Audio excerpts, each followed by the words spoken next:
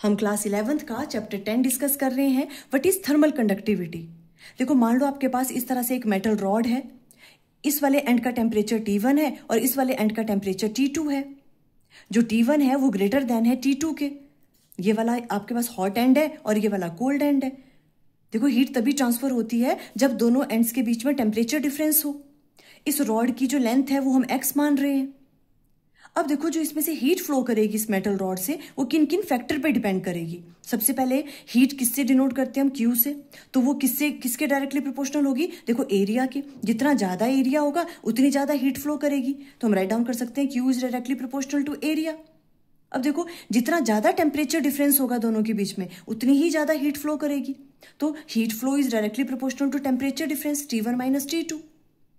अब देखो अगर हमने 2 सेकंड के लिए देखा कि हीट फ्लो कर रही है और सेकंड वाले केस में आपने देखा कि 10 सेकंड के लिए कितनी हीट फ्लो कर रही है, तो किस केस में ज्यादा हीट फ्लो करेगी, 10 सेकंड के लिए।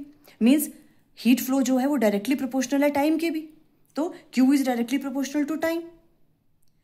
अब अगर इस रॉड की लेंथ अगर जितनी ज्यादा बड़ी होती जाएगी उतनी ही हीट फ्लो क्या होता जाएगा, कम। अगर रॉड छोटी सी होगी तो हीट फ्लो क्या होगा, ज्यादा होगा। इट मीन्स जो आपके पास हीट फ्लो है वो इनवर्सली वेरी कर रहा है किसके साथ, लेंथ ऑफ ए रॉड के साथ। तो Q is inversely proportional to X।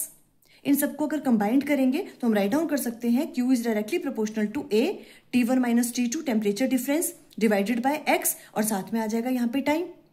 Proportionality sign हटता है तो यहाँ पे K इंट्रोड्यूस होगा। इस K को हम कहते हैं थर्मल कंडक्टिविटी, या तो हम इसे कहते हैं कोफिशिएंट ऑफ थर्मल कंडक्टिविटी।